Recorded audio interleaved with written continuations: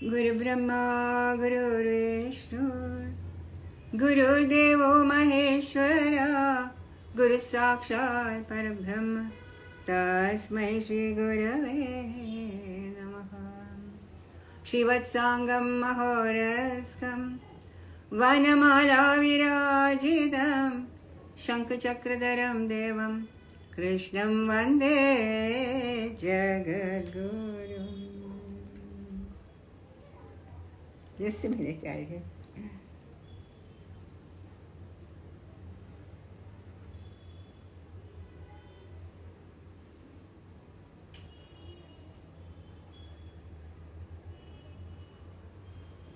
Sorry, I just get the recording.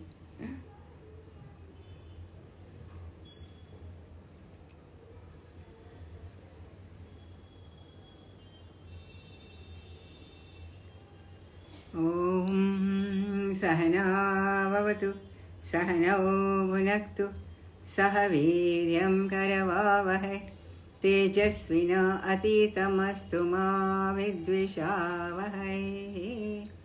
Om Shanti Shanti Shanti Hari Om. That's it. So, welcome to the one of, I think probably we have only about 2 more talks on the Udhhava Geeta. We're almost coming to the end of the thing, so I'm happy to see you all here. And you'll all be happy to know, let me give you the happy news, that yesterday we released the latest Vanamali book called The Rishis. The Rishis. And it's as you see, it's a very, very good book, because all of us who are so anxious to know more about Hinduism need to know about the Rishis first. That's most important.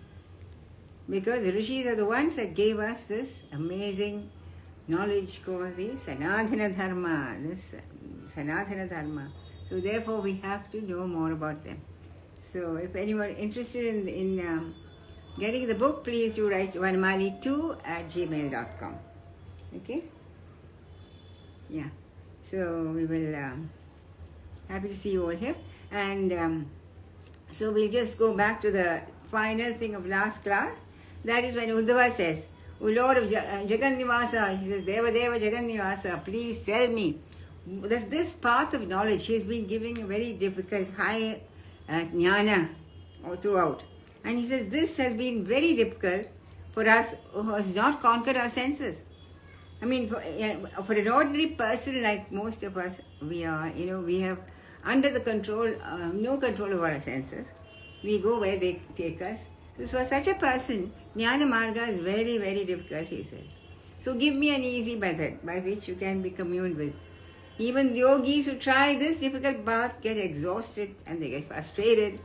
And so I feel like all this is not necessary. All I can do is to take refuge at your lotus feet. You are the well-wisher of the monkeys in your avatara as Rama, the well-wisher of all the cows in your avatara as Krishna. So will you not do the same for your wholehearted devotees? Will you not give us the highest of all the states, as you gave to the monkeys and to the cows? So why not us, is what he said. We are your servants, and we only have you. You're our sole refuge, our sole refuge. So once a person has received even a tiny bit of this prasadam from you, who will want anything more? We will not want ask for siddhis or ask for money or wealth or power or anything that the world holds dear. Once we have tasted of the nectar of thy lotus feet, we will not want anything else. So please tell me, how isn't that the best method of getting you? Even Brahma and others only long to serve you fully. So what about us? We are your servitors. We are your servants. So Krishna said, I shall now speak to you, Udhhava, of that glorious dharma, by observing which, with faith and devotion, a person can overcome the samsara. So he is going into Bhakti Marga. Keep your mind. Says one of the main things in Bhakti Marga, many people ask me this question, how can love be devotion to God be cultivated? I always give them this example. How do you cultivate love for another human being?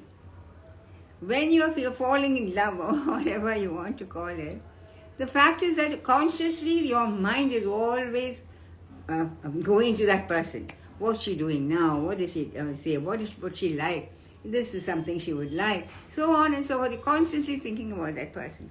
Similarly, so Bhagavan says, if you want to have devotion to God, keep your mind both consciously and unconsciously fixed on me.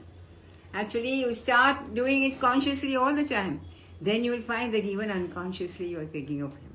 Especially if you have a mantra, that the deity mantra is important. If you're always saying Om Krishnaya Namah, Krishnaya Om Narayana, then automatically, even unconsciously, even when you're talking to another person, that mantra will be going on like a tiny bit of reverberation inside you. Have full faith in the Bhagavata Dharma as propounded by me, and do all actions and offerings as to me. What is the Bhagavata Dharma? The Bhagavata Dharma is when he says, from the beginning, you remember, Kayena Vaja Manasendriyarva Buddhalpanavan Pragade Swabhavan Karomi Adya Sagalam Parasme Shri Narayanaye Samarpayami. That means, whatever I do with my body, with my mind, with my chitta, with my arms and the senses, not only the five senses, but the physical senses, that is, the hands, feet, tongue, and hearing, and so on. Whatever I do with any of these, whether consciously or unconsciously, I hand over everything to you, O Lord. This is the Bhagavata Dharma. Do everything as an offering to God. Whatever you do it as an offering to God. Now in India, you know that even when we do something like sneezing, we'll say, Achu, Hare Krishna, you say. So even that is an offering to God. So everything, whether you do it consciously or unconsciously, give it over to God. Kayena vaja manasendriyarva buddhyatmanavan pragade swabhavan karomi adya sagalam parasmai Shri Narayanaye samarpayami. Whatever I do, consciously or unconsciously, I give it over to you. And he says also, visit those pilgrim spots which have been sanctified by the footsteps of my devotees. Visit them. That's why here we always encourage the Adiveda to take a group every year to these famous pilgrim spots. Very, very important. Because they have been sanctified by so many hundreds and thousands of devotees who have gone there. And they're there, even though now the crowds are terrible. I agree, it's terrible even to go near any of these. Yet, if you go there, you can manage to find some quiet spot. Just sit down, close your eyes, and let the atmosphere soak into you. It is very, very important. That atmosphere of all these great temples, something still amazing amount of power is there in all these ancient temples. That's why he says you go to some of these pilgrim spots. Observe by yourselves or with others all these festivals. Now, next festival we have is Diwali. We have the whole of the Hindu calendar is dotted with various festivals to all the various gods in our pantheon. This is to keep up our mind always at a higher level. We don't go writing around and drinking and say, when you have a party, let's drink champagne. That's not what we do. For a festival, we invoke the gods. Ask them to come and help us, because with their help is absolutely essential for us. We are very weak. Human beings are very weak. We cannot somehow or other, even though we are determined to move forward, somehow nature pulls you down. Our bodily nature pulls you down. So we have to get the help of all these divine beings. So please, that's why the whole of the year we spotted with. Now we are coming to Diwali, and there both the great avatars have a story connected with Diwali. Rama as well as Krishna they connect. And what Diwali means, festival lights. What is that lights? Enlightenment. Let this festival enlighten us is what we want to know. So, chant my names, he said, constantly. Do kirtan to me, do bhajan to me, dance and sing for me. This Akasha pervades everything inside and outside. So also, just as the Akasha, the space, there's nothing without space that we can think of, isn't it? Akasha pervades everything, inside, outside us, outside us, up to the very cosmos. Anything which you can see, the whole cosmos is pervaded by the Akasha. So the devotee should see me as pervading everything, inside himself, outside himself. Okay, this is very, very important. So that is one of the main things in in Krishna's. Very easy. His philosophy, his advice is very easy actually. Just as a lover can see and think only of the beloved, so also the beloved of God can only see and think of him alone. Sees everything everywhere as pervading everything in himself outside. Udhhava, know him to be of mighty intellect, who has an evenness of outlook, and perceive and honor all my beings as my manifestations. That's why I look at everything. That's why we are asked, why do we worship a cow, we worship an elephant, we worship a monkey, we worship the river, we worship a tree. Why? To show us, to make us understand that God pervades everything, all these things, not only the human form. No. We are the only religion that says that God pervades everything, whatever, high or low is not a question. Everything is pervaded by that one single force. So, see me, all beings as my manifestations.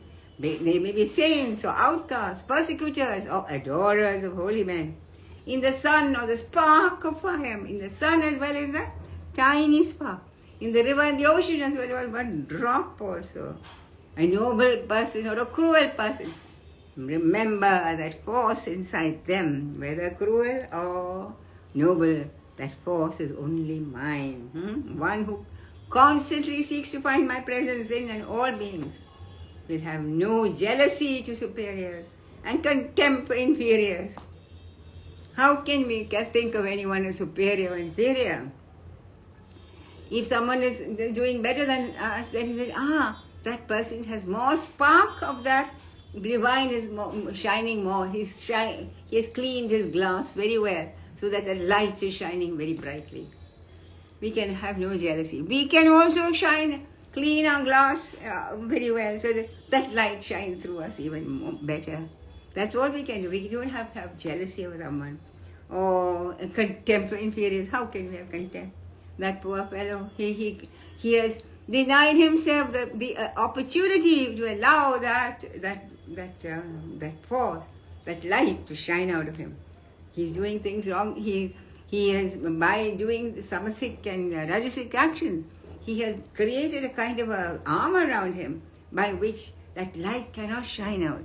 So we feel sorry for that person, and we don't have contempt for those people.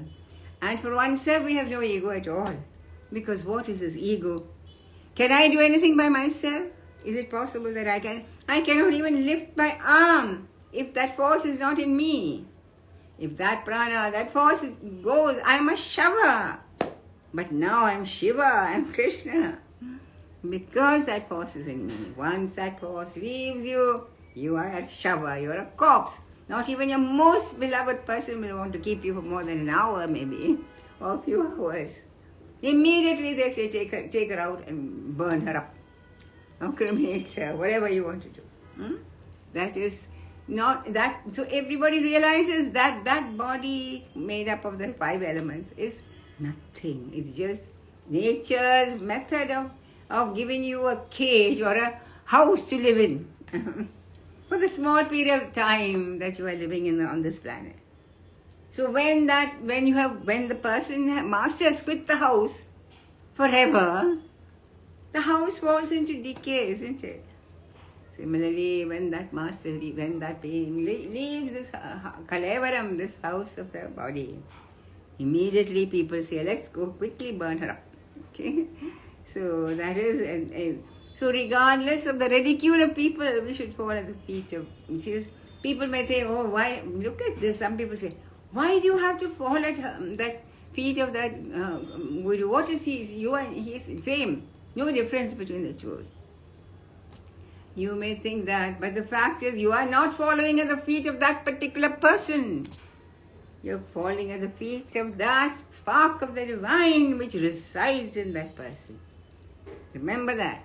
That is where you're falling. So you can fall at the feet of everyone, of a dog or a cat or an outcast or a cow or a cattle or a buffalo, because you are seeing everything as manifestation of that Supreme Being alone. And of course this can be done mentally, because if you go around, I used to know somebody who used to go around falling. But naturally we are living in a very cynical world.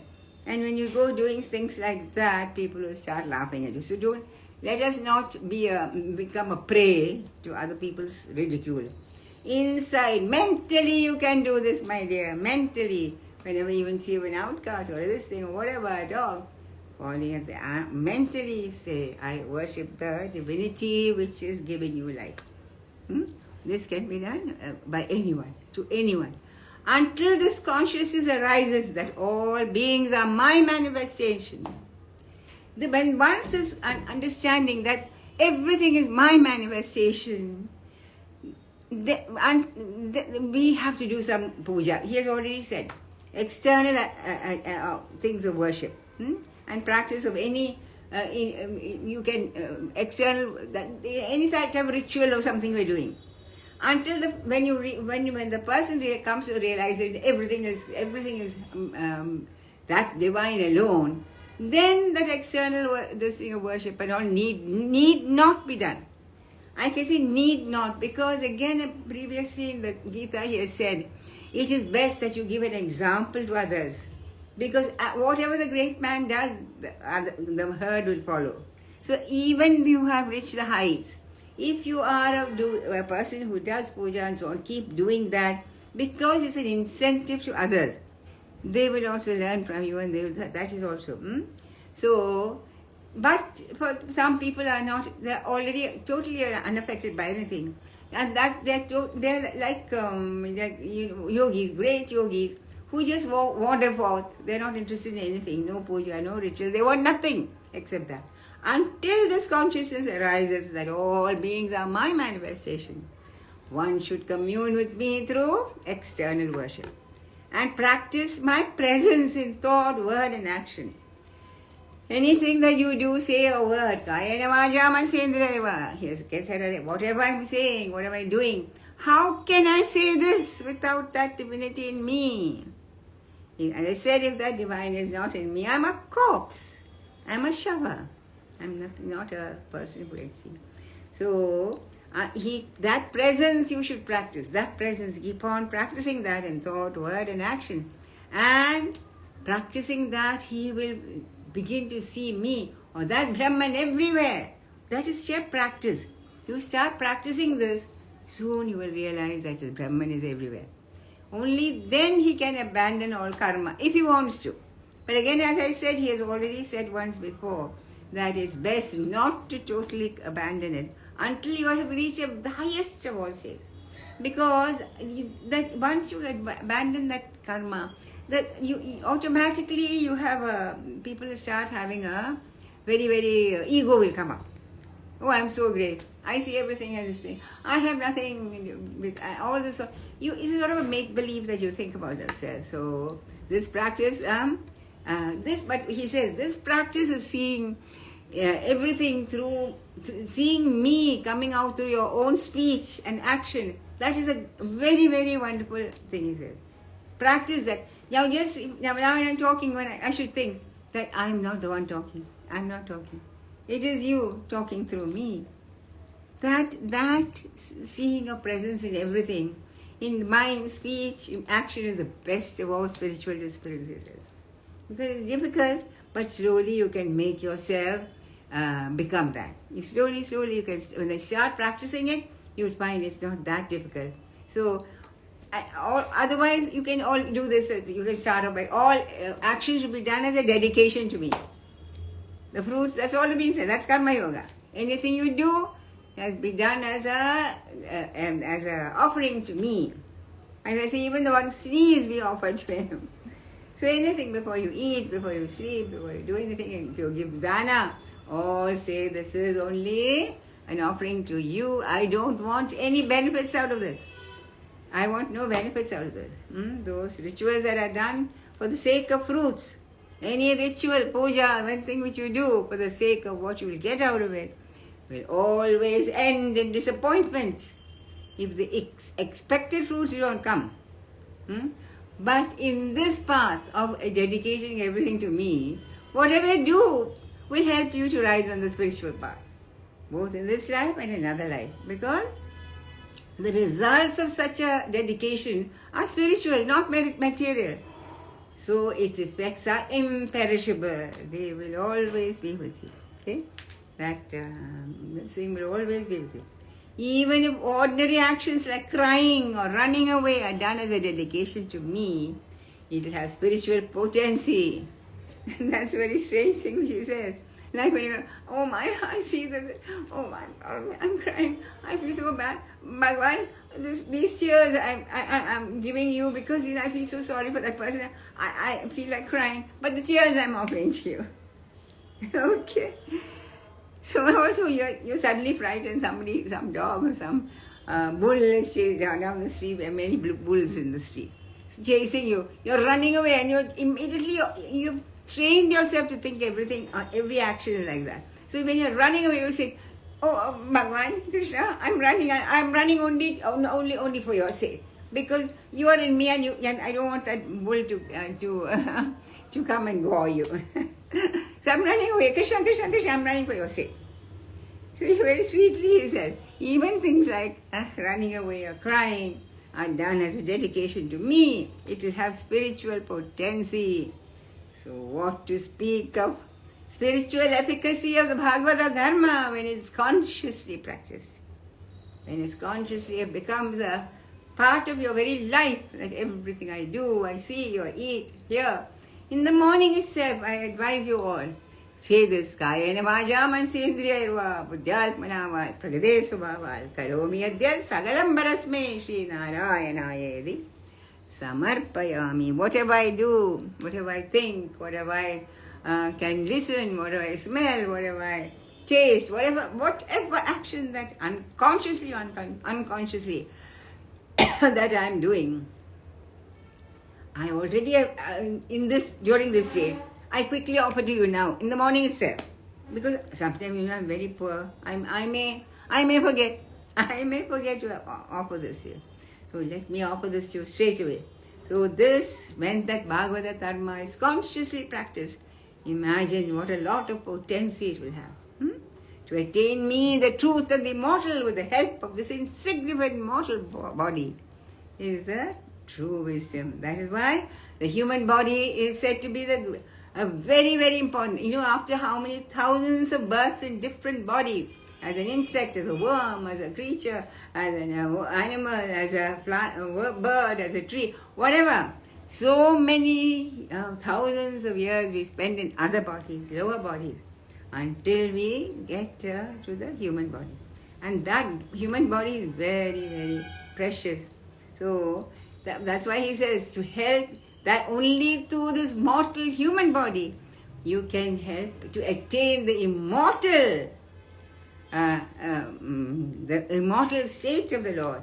And that is itself is true wisdom. Even that's why he says, in Upanishads say, he who has got given a human body and the desire for enlightenment, the desire for moksha, and the presence of a guru, then such a person, if he doesn't follow it, he's the stupidest of all people. He's like committing suicide, he says. So again he tells me, Udhhava, I have given you the doctrine of that Brahman, as expounded in the wisdom of the Vedas and the Upanishads. Even the gods cannot have the benefit of such a talk as I have given you now today, because gods don't go around asking for talks. They think they're perfect. So they carry on by themselves. So even a person who simply reflects on these truths will get great benefit. So the person who expounds this to others, I will give my own self. So he said this again, just as he has said in the Gita. Though one of the great things you can do for humanity is to make others understand what Lord Krishna said. One who even listens to this will be freed from the bonds of karma. These are the phalashruti. Phalashruti means what you will get after doing all these things. Uddhava, my dearest friend, have you fully grasped the supreme truth that I explained to you? Is your mind free of grief and delusion? Can you imagine the final moments? Uddhava is in a state when he doesn't know what's going to happen, and he knows that he's going to be parted. Tears must be pouring down his eyes. And Bhagavan so sweetly, so kindly, he says, "Oh Uddhava, my dearest friend, you are very, very dear to me. Have you fully grasped what this truth which I have told you? Is your mind now at least free of that grief, delusion? Again and again you've been asking, this is not, I can't do this, tell me simply another simple way. What can I do? I have told you a very, very simple way, Uddhava.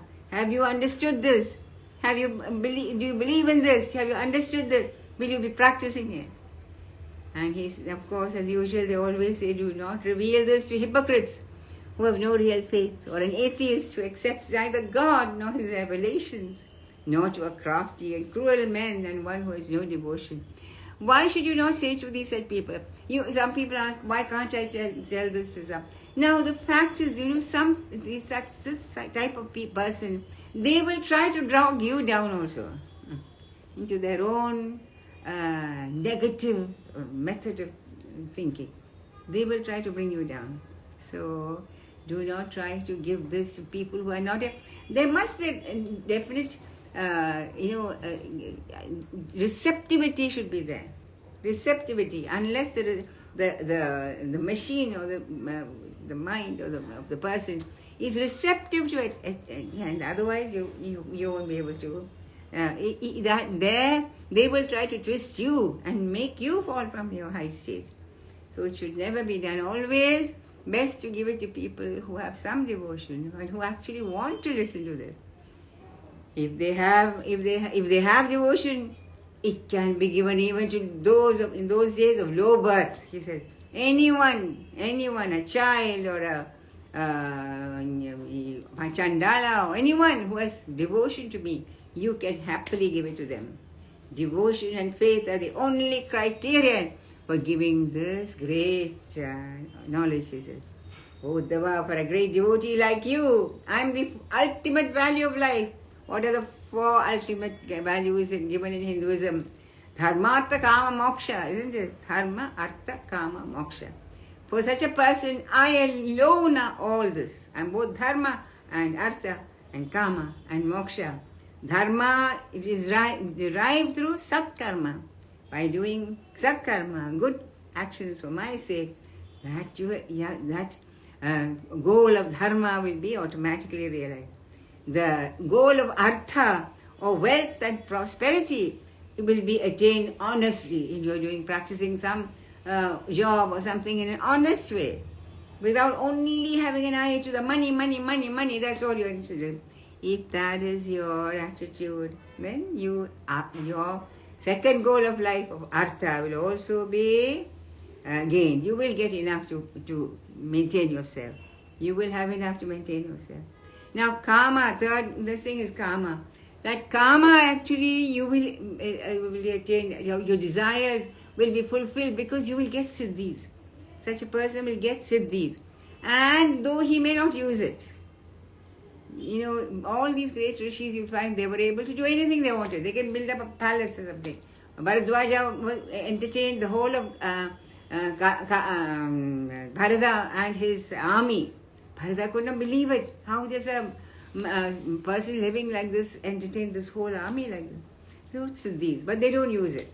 So if you have any karma or something, it will automatically be fulfilled through the siddhis, which you will get through practicing my yoga. And liberation or moksha, of course, through your enlightenment, definitely. By following this marga, you will definitely get enlightenment or moksha. So all the 4 types of different types of goals of Hinduism, Dharma, Artha, Kama, Moksha, all can be got through following this particular marga or method that I have given you. So when a devotee gives up all dependence on self-centered actions and surrenders to me, he becomes my very self. He is no longer, he doesn't even care what he's doing. He will do everything properly, because that force, that omnipotent force is working through him. He has taken away his ego from himself. And Bhagavan himself has filled him with his own confidence.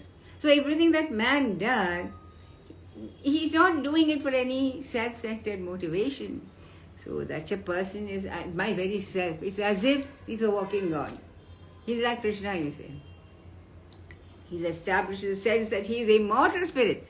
He knows that, and thus becomes fit to become one with the universal spirit, which is Brahman. He knows that he is the Atman, that this body, mind and strength are not only the instruments used by the Atman to somehow go through this life. And therefore, in the end, when that body also falls off, not only that, even before that, but when the body falls off, there is no differentiation between the Atman and the Brahman. Even before the body falls off, he knows. Aham Brahmasmi, I am Brahman itself. So hearing these nectarine words of the Lord, Udhhava was spellbound and stood like a statue, with tears streaming from his eyes and his voice choked with emotion. You can imagine how Udhhava felt, even though all this knowledge was given to him. The fact is that he was in love with Krishna from the time, at the age of 12, he said. I have eaten with you, I've left over remains of your food I've eaten. The garlands that you wore yesterday I have worn. The clothes that you wore yesterday I have worn. How can I leave you? That very thought. His eyes were just flowing, although he has heard all this. Yet he couldn't say anything. His voice was choked with emotion. And he stood like a statue. And he couldn't say. The love brimming in his heart was so great that it rendered him speechless. He couldn't say a word. He then controlled himself with great difficulty and prostrated before that ancient being and touched his head at his lotus feet. And at last, Udhhava managed to speak. O thou ancient one, by standing close to you in the darkness of my ignorance has been removed. My ignorance has been removed because I have been close to you. A person who sits beside fire does not experience cold, darkness or fear, isn't it? Now, if you are sitting before a huge bonfire, you have no cold, you don't feel the cold, it may be bitter cold outside. You don't have any fear, and you have, of course, darkness is not there anymore. Similarly, I have sat beside you for all my life, and I don't really have any fear at all. I have no fear. You have taken the trouble to impart this ancient wisdom to this unworthy servant through this elaborate exposition. I thank you for that, he said. I know that you have told all this not just for me, but for those who are fortunate enough to come to read such things, who come after me when you are no longer in this world. And for all those people, and I know that you have given this elaborate exposition only for that. Who is a man who is so ungrateful that he would desert the service of such a loving master and seek another shelter? I don't want to go anywhere. The only shelter for me is thy lotus feet.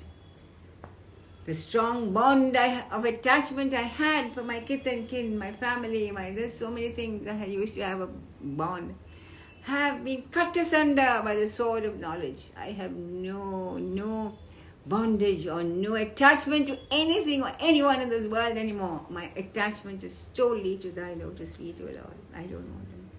Namostude Mahayogin Pravannamanshadi Mam Yada Tvapcharanamboje Radisya Anamayani.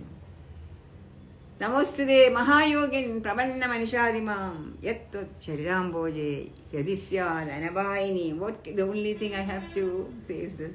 Salutation to thee, O thou Mahayogin. Namostude Mahayogin. Salutation to thee, O Mahayogin. Bless me, thy servant, so that I may have constant, unwavering attachment to thy sacred feet. This is what all of us have to pray at the end of this. We are coming to the end of this Udhhava Geeta. This is all that we have to pray to him. Salutation to thee, O Mahayogin. Namostude Mahayogin. Pravanna Manishadipam. Yadatvat charanamboje Radhisyad Anabayini. Bless me that have constant, unwavering attachment to thy sacred feet. That is the only blessing I ask from thee. Bless me that I have constant, unwavering attachment to thy sacred feet. So he at this time he just threw himself like a log and caught hold of Krishna's feet and was sobbing and crying. And the Lord said, "Oh Uddhava, I want you." And he didn't want to make that scene, prolong that scene, because if he had kept on giving, speaking softly to Uddhava, Uddhava would never have been able to go. So he says, "Oh Uddhava, I want you to go to that celebrated place of pilgrimage known as Ashram, known today as Badrinath. You go to Ashram, which is sanctified by my presence. I am there always," he said. There the river, all those who have gone to Badri will know, the river Alagananta flows there, the very sight of which is purifying. If you once had a look at that Alagananda flowing near the temple of Badrinath, you will know it is so purifying, it's so wonderful just standing there and watching the river gushing, because she's a young river at that time. She's bouncing and she's full of happiness and dancing around these pebbles, the huge rocks and so on. By bathing in that river which flows from my feet, you will be rid of all your sins. And if you ever tried bathing in that river, you will know it's bitterly cold. It's like bathing in an ice cube. He says, but you have to do that. You must bathe in that river because it flows from my feet, and you will be rid of your sins. I can well believe that. One bath in that Alagananda is enough to remove all sins. There, Uddhava, there you have to spend the rest of your life, clad in the bark of a tree, subsisting on roots and fruits, and free from all sense and desire-bound enjoyments, without caring for the extremes of the climate, sometimes very cold, sometimes very hot. The Taptakund water is very hot, boiling hot. The water of Alagananda is icy cold. So once you bathe in the Alagananda, then you bathe in Taptakund, and then in the Alagananda, and then in that way you get rid of duality.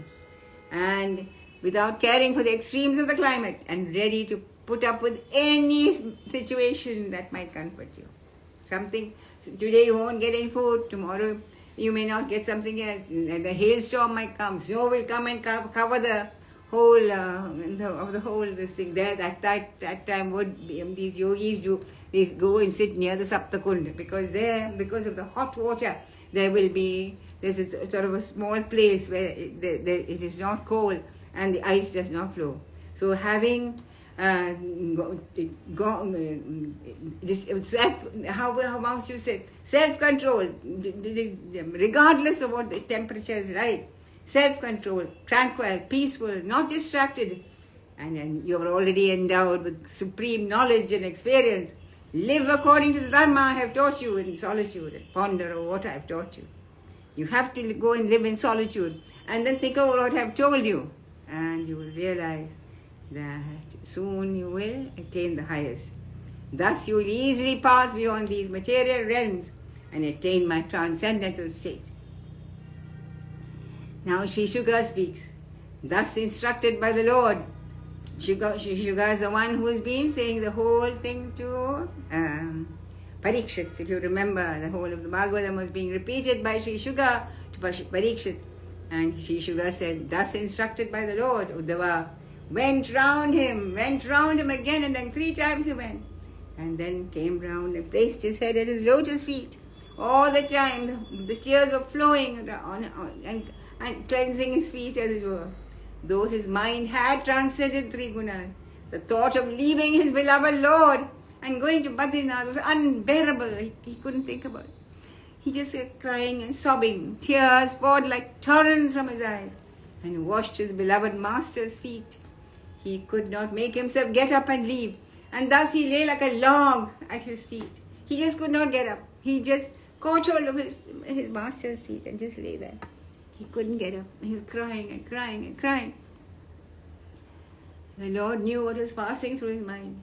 He lifted him up tenderly and wiped his tears with his own uttariyam. That's uttariyam. He wiped his tears and said, my beloved friend, Once long ago when I had left my dear brother Bharata, he was the same state as you. In my incarnation as Rama, he experienced the same thing as what you were going through. At that time, I removed my sandals and presented to him. Therefore, do I give you my sandals now? I have no more use for it, he said. Because he was soon to leave his body. He said, I have no more use for it. Take these sandals. Take it and go, my beloved friend, and remember that I am always with you. Remember wherever you go. Whether to Badrinath or Kedarnath or any other place that you may think of going. Remember, I am always with you. Uddhava placed his head on that sacred sandal and placed them on his head and slowly backed out. Looking at him, he backed out, one step at a time. But as he reached the corner where he had to turn and he wouldn't see him again, he ran back once again. He couldn't leave, he couldn't think of it. And prostrated before that holy figure, which is already shining with a luminous light.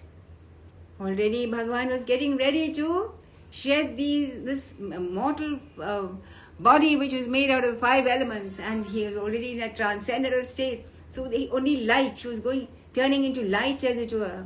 Once again the Lord placed his lotus hand on his head, and it is as if he instilled courage on him. He pumped his own courage into him. This time Uddhava, the greatest of all devotees, found the courage to depart. He left carrying the beloved sandals on his head, and his heart was welling with tears. Though the Lord was there, yet it was firmly ensconced in his heart. And he reached Badri Vishal without looking back even once. There he practiced what the Lord had advised him until he attained to the glorious state. Thus has Lord Krishna taken out the cream of the ocean of knowledge of the Vedas and placed it before us, so that we also, like Uddhava, can imbibe this knowledge and achieve the glorious state attained by Uddhava. Hari Om. That's it. So we have come to the end of this wonderful Gita which Lord Krishna gave to his beloved friend Uddhava at the very end of his sojourn in this mortal body on this planet Earth. So all of us can also read and understand, and more than anything practice even a little bit of that practice of that dharma, the eternal dharma which he has been preaching. If we can practice whatever little bit we can practice of this, you can be sure that like Uddhava, we will also attain the highest. So I'm very happy that all of you have been here. This is the last in the series of the talks on Udhhava Geeta. Tomorrow we will meet again at from 11 to 12 in order for question and answers. And actually we have a few more minutes, another 10-15 minutes. If any of you want to have any questions on the Udhhava Geeta, we can answer some questions. I see so many people have come, and I'm very grateful to you all, and I'm happy also for you all, because I feel that these great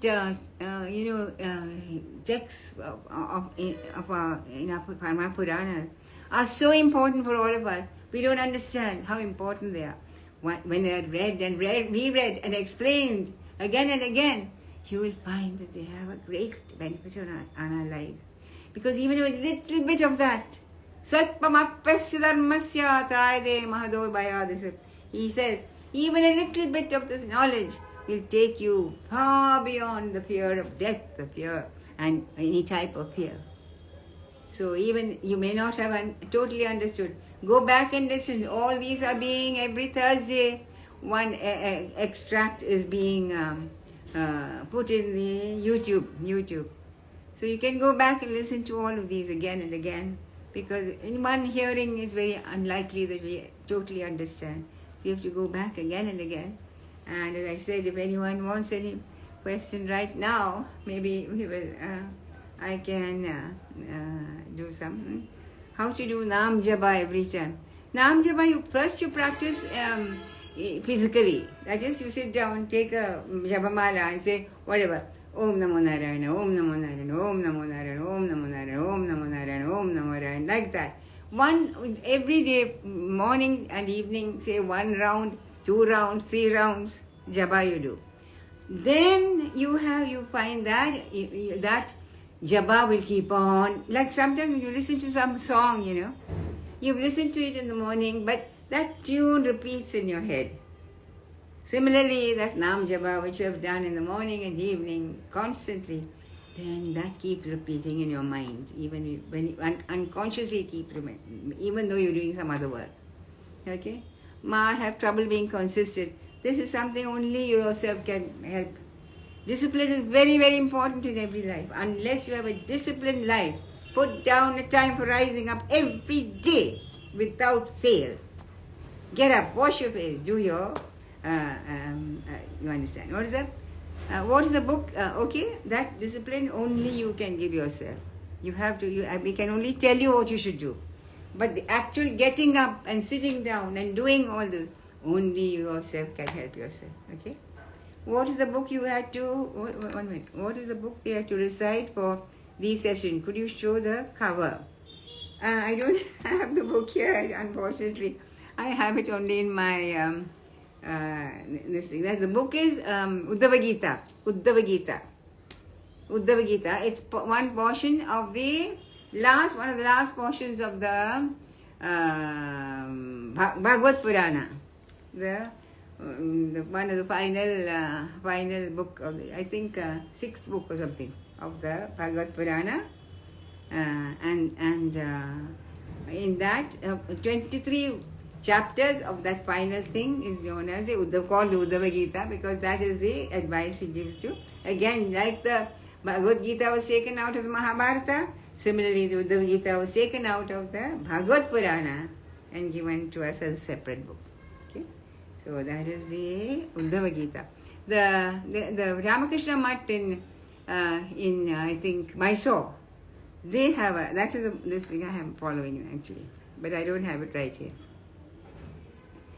I have trouble getting your book. Which book, dear? Which book are you talking about? Any book you want, any of our books. And as I said, this is the Rishis have just been released yesterday. The Rishis. This is the Saptarishi Gufa in Kailash Parvat. So this book you can also get. Now it's available. Any book you want, Vanamali book, you write to vanamali2@gmail.com. vanamali2@gmail.com. Okay? Such a beautiful lesson, Ma. The part with Krishna leaving made me so emotional. Thank you, I too. I always cry when I read that. I just feel as I'm Udhhava. I just feel like I just can't. But then I think Udhhava, was in one way unfortunate because he had to leave Krishna physically. At least we don't know. We will never leave. We can never leave him. We need never leave him, because we have not seen him in a actual in real life. He's always been only in our minds, so that we can never leave him. So in that way we are fortunate, more fortunate than Udhhava. Ma, I'm devoted to Krishna. Which mantras do I use for sadhana? You can say Om Krishnaya Namaha, Om Namo Narayanaya, Om Namo Narayanaya, or Om Krishnaya Namaha. Okay? Again, also the Maha Mantra is also a wonderful Krishna mantra. Hare Krishna, Krishna Krishna, Hare Hare, Hare Rama, Rama Rama, Hare Rama. Any of these are the good for sadhana. Mantra. Okay. Where do you stay? I'm in Rishikesh now, dear. Rishikesh, Vanamali Ashram, Rishikesh. Can I visit? Yeah, of course. I'll be here for some months only. A few days, sometimes here or there I go. But normally I'm here right up till March, April. Yeah. Vanamali Ashram, exactly. Vanamali Ashram, Rishikesh. Yeah. Whichever you suggest to read, it depends on what if you want. We have books on all the gods. Shri Krishna Leela, Shri Ram Leela, Shri Shiva Leela, Shri Hanuman Leela, Dwarkanatha. Then we have for those who are very Devi Leela. For those who are very much scientifically oriented, We also have something called the science called Hinduism. The science called Hinduism, because Hinduism is a science. Everything there has now been proved by modern quantum physics. So it's a science. That also is there. And this new release is on the rishis. All the rishis which have made this beautiful dharma called the Sanatana Dharma. I've sent an email several times. Where did you send an email, dear? I've never, Naina, I've not seen any email from you. You send an email to, it's not my email, but Vanamali2@gmail.com for any of the books. Then he will give you a list of the books and you can choose. And since I'm here, I can even sign and send it to you. Krishna, does doing Nam Japa will give all the knowledge and keep me on the path, bhakti, and don't let me... Nam Japa is a very, very powerful thing. But as I told you, I always also advise doing some sort of sadhana, starting with yogasanas, because body has to be under control. Without yogasanas, your body, once your body starts feeling old, and I can't sit, I can't stand, I can't walk, what sadhana can you do?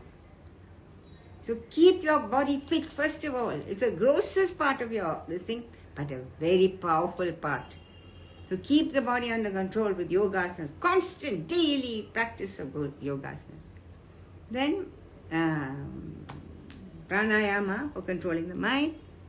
Then mantra japa. All this will only with that background will nama japa also be very good for you. But otherwise no. Oh, Jagadish,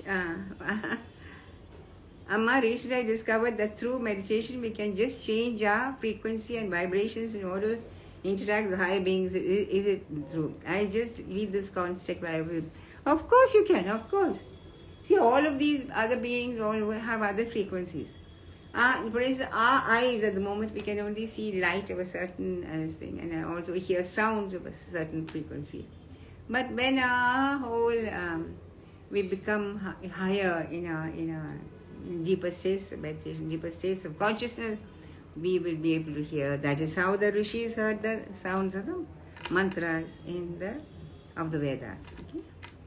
I would love a copy of your new book. How can I get it? Please, I told you. Sudha, if you are there, please write it. Vanamali2@gmail.com. Write, please. I would like a copy of the rishis or any of the books.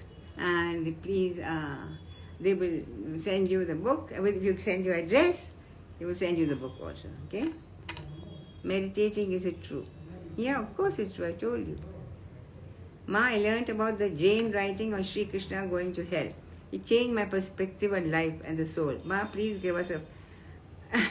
I don't know about this. Yeah. I'm not a Jain. I'm a Krishna Bhakt. Isn't it?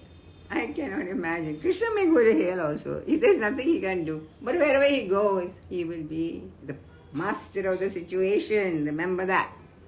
So I don't know what they're talking about. Whatever it is, it's not really correct. I would say it's certainly not correct. I doubt whether even as I said, even if it won't matter, because he is a totally emancipated and enlightened soul. So nothing can happen.